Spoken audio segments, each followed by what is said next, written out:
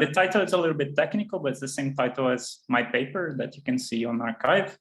And this diagram here, if you don't know, this is Newton's cradle, right? It's a nice toy to show conservation of energy and momentum. And what we are going to start in this talk is about the quantum version of this thing here, right? With these balls. But instead of balls, we're going to talk about gases and the problem of thermalization. Okay. So first, just a few pictures so that people that don't know, I'm working here at Sept, nice building. If you are able to come after the pandemic, please come. And we even have a Foucault pendulum so that you see that the Earth is really not flat. And there's some people that think it's flat, right? But you can prove here in front of the institute. And these are my collaborators in part of this work. I will describe it later. Maybe you know some of these faces. And I'll first start with the introduction, some motivations. Then I will talk about the Generalized Gibbs Ensemble for charged CFTs. And finally, I will briefly describe the holographic realization that we did for integrable hierarchies in general, but the specific one that we describe here. Okay, so the first part, as I told you, that we have this quantum version of the Newton's cradle. And this is actually a demonstration that 1D systems can have lack of thermalization. So in what sense? So you have this Bose-Einstein condensate here, and then you just shoot a laser and you split in two parts, right? So you have these two gases, and after some time that you wait for them to dephase, so they lose coherence. So you have the two parts of the waves, and then they bounce for a long time, okay? And then you have this picture here, so time's going in this direction, but you see it's not perfect, but they bounce and go back, okay? And the thing is that the people in this paper, they did the experiment in these 2D optical arrays, and they are very careful about heating and loss, but the distribution that they found for the momenta of these guys, okay, is not Gaussian. Okay, so here, these three examples, in principle, this type of system in 1D is integrable. Okay, so the model would be a Tonks-Girardot gas, and you can fine-tune the coupling constant of this model by changing some of the parameters of this experiment. So here will be a strong coupling. So you see it's very different from Gaussian here, and then the coupling becomes smaller. And then you see it starts to approximate to a Gaussian, but still not a Gaussian. Okay, so you would expect to be a Gaussian because if you get a Bose-Einstein condensate in 3D and you let it expand, and then you turn on the trap of this 1D trap, you would have a Gaussian. Okay, so that's what we would call thermalization. And then there is a question: how do we describe this? And then you might think, oh, I'm used to the Gibbs ensemble, right? So I use a density matrix or like this, right? That I use with Hamiltonian, maybe some conserved charges. But then we are seeing something that's not exactly this type of Gibbs, right? And then this is the story of Generalized Gibbs Ensemble. So these people have seen that there are many different systems. They are both numerical and experimental evidence that you have this lack of thermalization in this sense. And these are called pre-thermalization states. And this is interesting to see how the transition goes from an integrable system to, let's say, a chaotic system, for example. And of course, in experiments, their systems are nearly integrable. And they present, in the theoretical description, they present a large set of conserved quantities other than the usual thermodynamic ones. So the generalized Gibbs ensemble have these chemical potentials, and you can have an infinite set in principle of conserved charges. Okay, so and then people check numerically and analytically in some cases that if you use this type of distribution density matrix, you can explain the curves that I showed before. Okay, and this topic is related to the topic of how quantum systems thermalize. Okay, so if you have a closed quantum system, and there is sort of eigenstate thermalization. And the idea is if you have a wave function and you time evolve this thing and you have the eigenstates, right?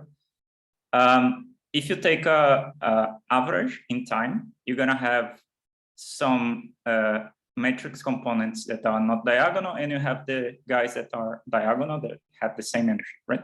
But if you take now a long time average of this thing here, the leftover will be the diagonal part, and this is what we call Eigenstate Ensemble. This is not Gibbs, right? So this gives a problem for us because we learn from statistical mechanics that if you take long time averages, you expect that they thermalize to some ensemble, right? So how do you explain this?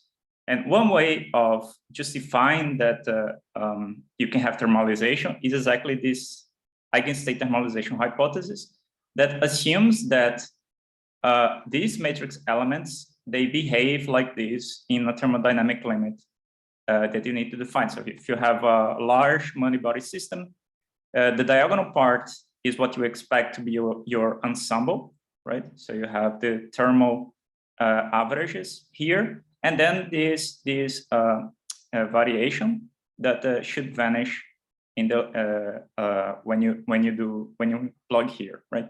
And they go exponential with the entropy. So if the system is very large, the entropy is very large. So expect this to be small corrections. And these were proposed by these people here in the 90s, and there's a lot of literature on this story. And the thing is that in the systems that we describe that you have more conserved charges, we should replace this thermal average by generalized Gibbs ensemble. Okay, so and then we could talk about the generalized eigenstate thermalization. So this was proposed by these other people that I mentioned before. Okay, so there's a version of this ETH if you have integrable system. And for holographic people, we like black holes. We want to understand, for example, how black holes thermalize in the same way that we know that it should have a dual theory, a dual description at the boundary. Here in this picture, we'll think about some no matter at the boundary that collapse into a BTZ black hole in ADS3. I will only focus on ADS3 in this talk. So in the end, you have this object that has mass and angular momentum, and probably know these papers. And this paper in particular that took the picture is about black hole collapse in ADS3 and from the point of view of CFT and ADS3. Okay, so how do you can start with some distribution? From the point of view of the quantum theory, this is a closed system, right? And is out of equilibrium and isolated. So then it falls into the questions that we were making about thermalization of closed systems, okay? And so we can ask ourselves if we can have such types of states that you have conserved charges, higher conserved charges, okay? So in general, we have the Hamiltonian and the angular momentum defined by Virasoro charges, and you have the primary states. So this is the usual ADS CFT map, right? There's a lot of discussion nowadays about ensemble average that could describe ADS3, but I'm being canonical here. I won't talk about this because I think it's still not well understood, but okay. So we think that the primary states are related to black holes. And also we have that the central charge is proportional to the size of ADS. And the classical limit is when the central charge goes to infinity. And in order to have back reaction, we expect that the conformal weights, they scale with the central charge. Okay, so this is very important. And then you can map the weights to the mass and angular momentum of the black hole. Okay. And the literature on this story, so first people study ETH to the CFTs, and there is a thermodynamic large central charge limit. And they found that quantum corrections to the vacuum family. So we are worried about the vacuum family because it's the family that contains the energy momentum tensor and all the possible composite operators of the energy momentum tensor that's related to the metric, right? So if you have pure gravity, we should focus on the vacuum family. And so they find that some problems when you include quantum corrections well, but then people notice that, okay, so we know that 2D CFTs actually have an infinite set of commuting conserved charges. that are built by energy momentum tensor. Okay, so this is called the quantum KdV hierarchy, or the quantum KdV charges. They were studied in the 80s and also in the 90s. There's a series of papers by Bajanov, Lukyanov, Zamotchkov that describe the integrable structure of 2D CFTs. And there's also this paper by Cardy that he says, okay, if you start with a very general initial state in a 2D CFT, you can actually end up with corrections that are irrelevant operators from the point of view of RG flow. And these guys are going to be in this family, okay, of these polynomials of energy momentum tensor. And so there's a description that how you can get some general state via quantum Kenshin. So this points us that in principle, for generic states, we could have a GGE or some kind of pre-thermalization state like we described before. And then there was these more recent papers that study generalized ETH in this limit, thermodynamic large central charge limit by Demarsky and Maloney and these people here. And they reach a similar conclusion that you can use the generalized ETH. It works in the thermodynamic large central charge limit. There's some caveats that we'll discuss later. And the main questions that I wanted to answer in this talk is that what's the GGE of U1 charges to these CFTs? So you just add these U1s. You will understand why. And then there is this, in principle, we should analyze the expectation values of all operators that you can build in your theory, but I mostly will be concerned about the charges. So it's just a pre-question if a GGE can work from the point of view of generalized ETH. So this was the point of this paper here. And the holographic realization we'll talk very quickly in the end, if I have time, and was done with my collaborators in this paper. Okay. So now let's talk about the generalized Gibbs ensemble for charged 2D CFTs. Sorry, so please, if you have any questions, just make questions. May I ask something, Fábio? Yes. There were some papers by, in a different context, no? By Gautam Mandal and collaborators. So they were trying to justify something like generalized Gibbs ensemble in 2D CFTs that have a higher spin charges included, no? It's a different context to what you are saying. I don't know this paper. Maybe you can. This was, yeah, I will send it. Yeah. No, I just wanted to ask if you had heard, but yeah, you haven't. I see. So it's yeah, it's but really, it's related to WN. Yes, CFTs. exactly. Okay. Yes. Well, yeah, you can also build up charges related. So there's also integrable charges related to WN CFTs. Yes. So and in principle, they will be related to higher spin. Well, my question is, can you embed those the charges that you were mentioning in the CFT? How do they look from this perspective? Do you know, or it's not clear? From which perspective? From the WN. I mean, if you sort of think of a 2D CFT with WN symmetry, there you will have a Virasoro, and then you have also a higher operators. Yeah, we have this L and we have this W. Exactly. Yes. But then you can also have ln squares and something like no. You can have energy momentum and square of energy momentum. Right. Sure. Would this be the same, similar to what you are presenting or not? Sure. If you look only at this sector, you can build powers of that. Yeah, of course. Yeah. Okay, good. So you could think that they are included on these guys. Yes. Great. Yeah, that's what. Okay. Thanks. Yeah. Okay. Okay. So yeah, sorry. Yes. Can you go one back from here? Yes. In maybe one more. Oh no. At some point you mentioned in relation with Cardy. No, it's never mind. Let me tell you, and you will. Yeah, here it is. Yeah. So to these CFTs where you were adding an irrelevant. Yeah.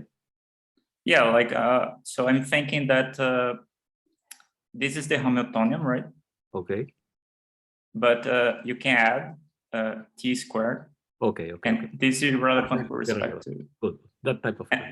And for example, you can have TT bar also, right? Right, exactly. And question, when you say via a quench, what you mean? That you put a parameter in front that is very small? What you mean? I don't remember exactly how he construct this, but I think it's in this way that you're thinking, because when I read quench, usually people put a delta function, right?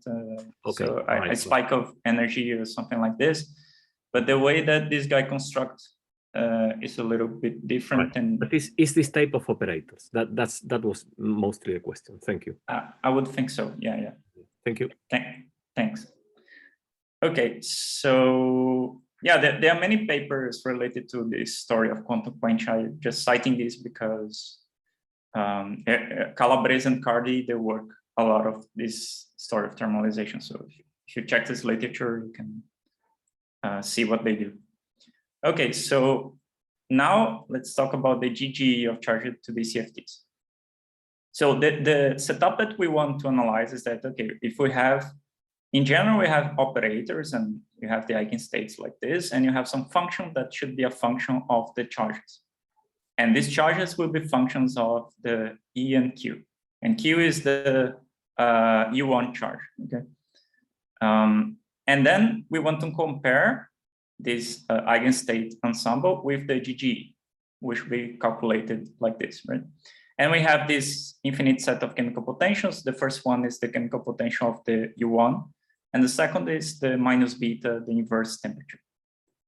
But you know that in principle, we just need to calculate the partition function, and from the partition function, we can compute the GGE operations. As you're going to see, we're going to find a basis that diagonalize the charges. So this part will be easy for us. So the main difficulty for us will be just to find some exact formulas or some approximate formulas for this thing, for the partition function.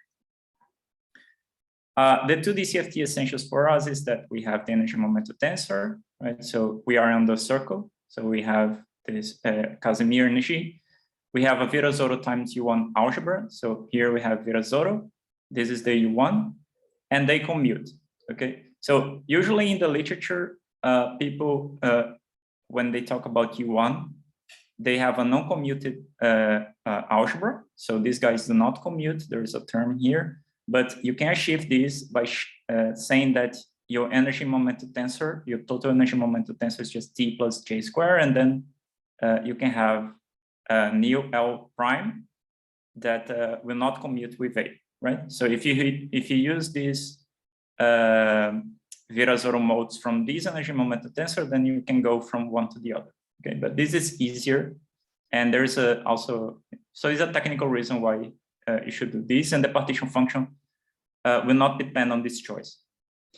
And the U1 current, you have the AN modes, and the primary states we're gonna call now V. So from Virasoro, let's say, and we're gonna use the notation of Liouville, because we can, and because it's be related to AGT correspondence, okay?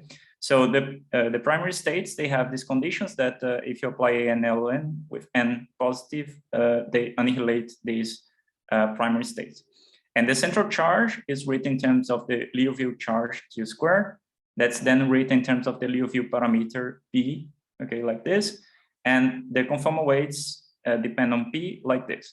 So there is this minus here, but actually we're gonna focus on the case that P is purely imaginary. So it actually should be plus, okay, because I want this to be positive for unitarity. So this is just a technical thing, because in the AGT community, people put a minus here. So that's why I'm following the AGT community, but we want this to be positive definite, okay. Okay, these are the quantum KdV charges, and as I said, you can see in this paper, and you can check that they commute. And well, it's difficult to compute them because we need to do analytic ordering. So these are operators calculated at the same point. So then you have to compute them. So it's not known in full generality, but there are arguments about the eigenstates of these guys, and there is some relationship with bad ansatz. So there's a whole structure that's described in the series of paper by these guys.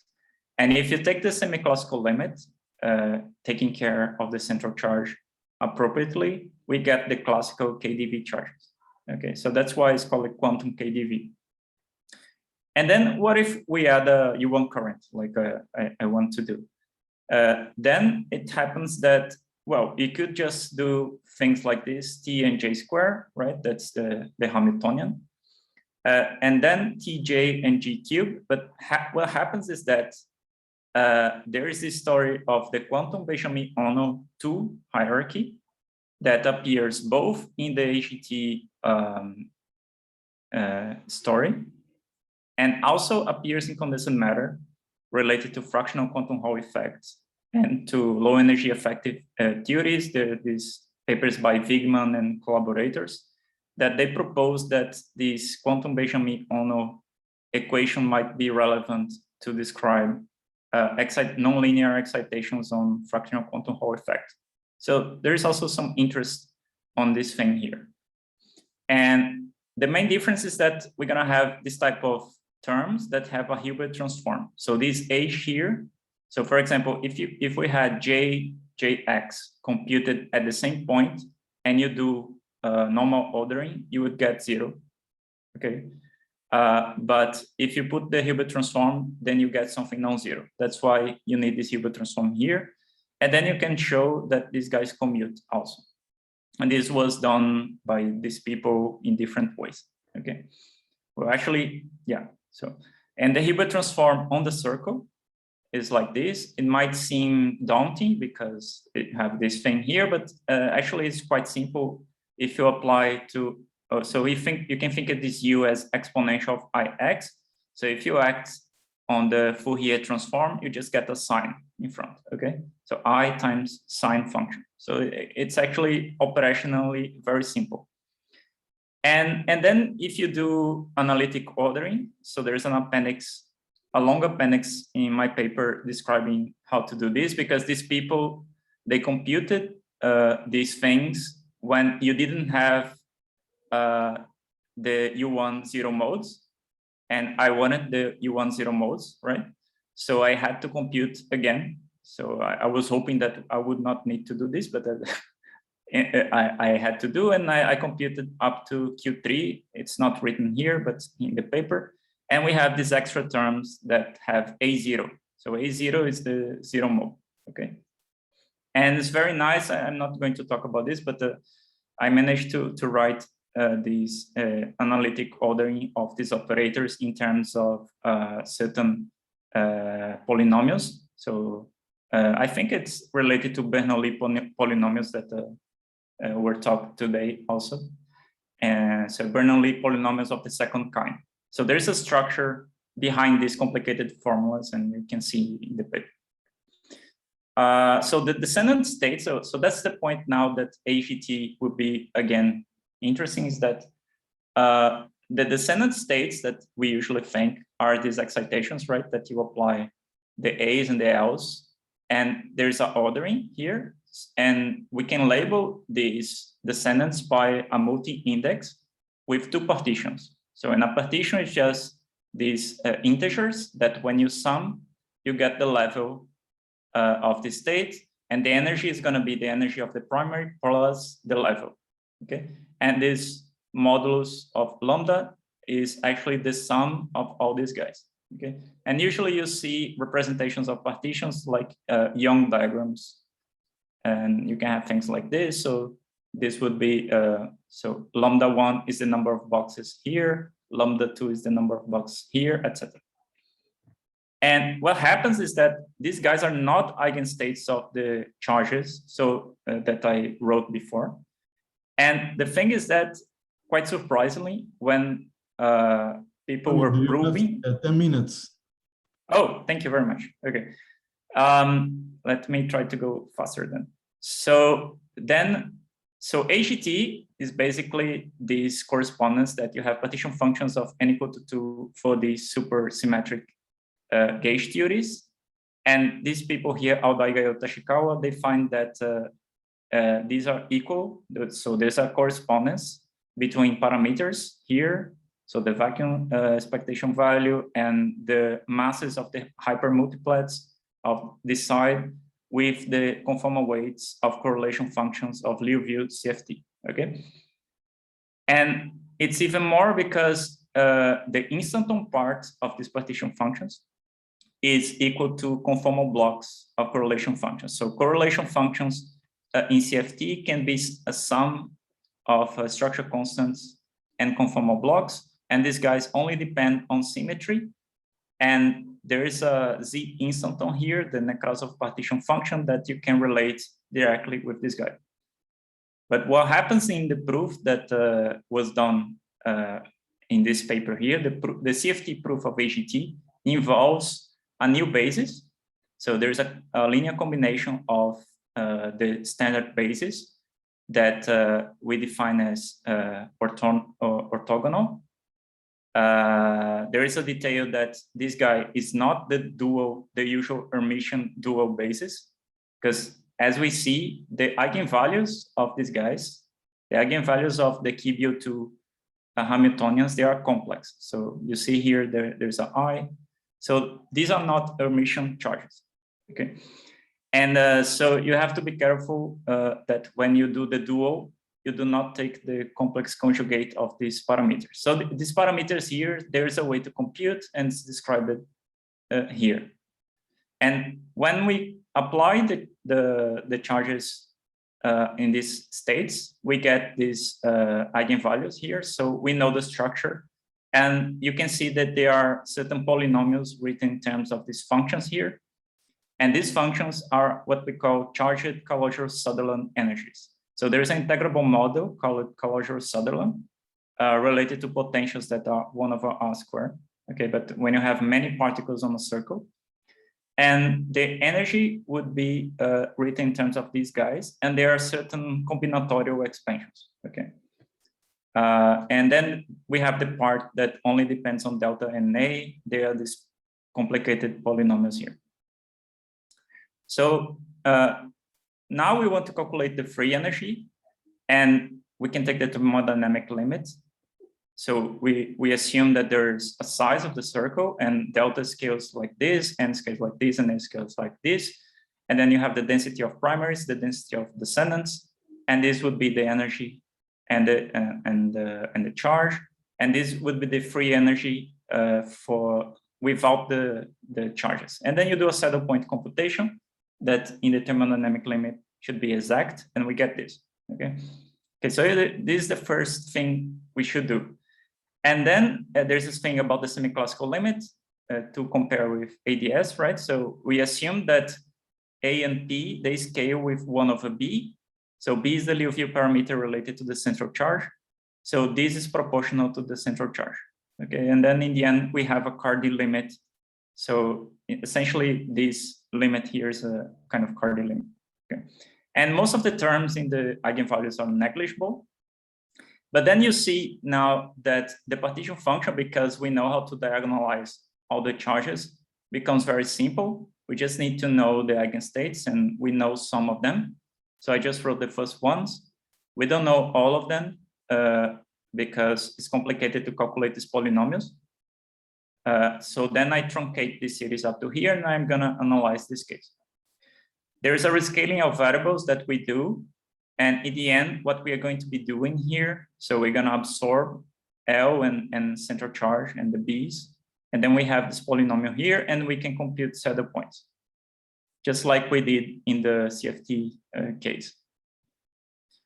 And in general, we can find perturbative solutions around the CFT point. And you can see that if I assume that all the guys are positive, all the chemical potentials are positive, all the terms in the free energy are positive.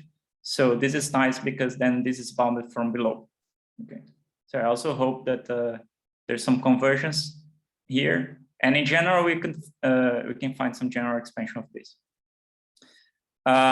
Then we go to the leading quantum corrections. And we have the first problem because, as I said, the energies are complex. right? So they have a real part and an imaginary part. So, but we have two sectors. We have the chiral sector and the anti-chiral sector or anti-holomorphic sector. And if we sum both parts in a diagonal way, we can have a real energy, okay? So that's what I'm going to do. I just take the product of these two sectors in order to have a real result. And then we expand around the saddle points that we discussed before. And then we have something like this, a hypergeometric series. And we analyze the conditions such that this converge, and we get this. And then there is this function and etc. And you can have this formula. Is not very insightful, but you see what this is going. But then I found out that we can have finite C results if we just take Q2 to be non-zero. And well, there's some expressions, and the only thing you need to do is to do an expansion in terms of eta. And you have this thing like this, but it should be exact for finite C, and because we can do the sum of the partitions here. But there's another case that we can still have real energies, that when eta2 is purely imaginary, but then the contributions of partitions, so this is the levels of CFT, but now you have something that's square. And these guys are the conjugate partitions, okay? And then I had to derive some combinatorial identities for this part that you can see in the paper, but in the end, we get something that's linear in the free boson representation and something that's quadratic. So this quadratic part, this matrix is a lower triangular matrix with things like 2 square and 3 square. So those are the eigenvalues, and this is a lower triangular matrix. Okay, and so then you can diagonalize this thing and you can have this. And these functions here are actually partial theta functions. So this is as far as I went, because contrary to theta functions that we know modular properties, these partial theta functions are quasi-modular, and there are some studies in the literature, but I couldn't go very far. Okay. And in the classical limit, we get something that's linear, like CFT, and there's something quadratic. That's what you expect when you have anisotropic field theories. Okay. Right, and the final thing about what I started is that now, because we diagonalize these guys, we know the energies, the same that I said before. And we also can compute the GGE by derivative of the free energy, right? So what happens is that in the semi-classical thermodynamic limit, it's very simple that we have these formulas here where the energies are only the polynomials in P and A. So you can automatically verify that generalized ETA is satisfied if these P and A are just the saddle point values. But when you start to put the leading quantum correction, because you had to fix two chemical potentials to be equal to the saddle points. So we fix, for example, temperature and the U1 chemical potential to fix this saddle point, but all the charges will have quantum corrections. So I don't have enough chemical potentials to cancel this part. Okay, oh, so that's what. 1 minute. Okay, so the conclusion is that this potentially breaks, and we can discuss if anybody is interested later. I'm almost finishing.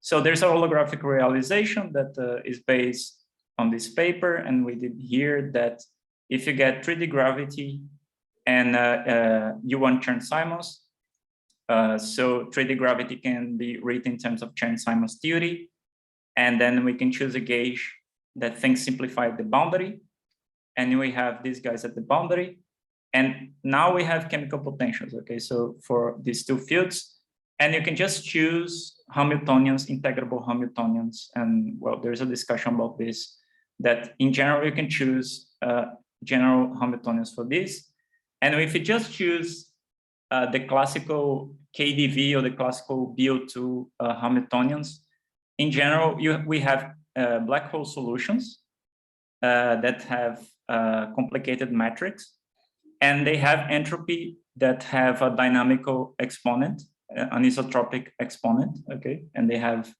this type of dependence. And then we did field theory computation using a Lifshitz free boson that has a Z derivative, so a higher derivative correction, okay? So because it's a free theory, we can compute the partition function exactly. And we have this guy here. And actually, this is the problem of sum of partitions, of power partitions. So if you have powers of integers equal to some integer, okay? And this actually was solved by Hardy and Ramanujan also. They propose in the paper about the usual Cardy formula, right? So they also have a proposal for power partitions, and it's like this, and we managed to see that this obeys this type of thing. And well, basically that's it. So this is just a summary and the perspectives, and we can talk later. Thank you very much. Sorry for the time. Okay, you have at least 1 minute to read the conclusion of the question if you want. Okay. Okay, thanks. So yeah, okay. So the plan now is to analyze generalized ETH for beyond the charges, right? And so we have to see all the operators in the vacuum family and include quantum corrections and understand better the story of the failure. Also adapt. So in principle, there is a limit. So there is an integrable hierarchy that connects QBO2 and QKDV, call it quantum intermediate long wave hierarchy, that you can go from one to the other. And there are also some no-local charges. I'm very interested in the quasi-modular properties of these partial theta functions and the connection to the anisotropic field theories. There's a sort of black hole collapse that I didn't study, of course, and also this connection with integrable 1D quantum liquids. I don't know if maybe we can apply some of these there. So that's it. Thank you. Okay. Thanks, Fábio. We have no time for questions, but we have the discussion session now, so I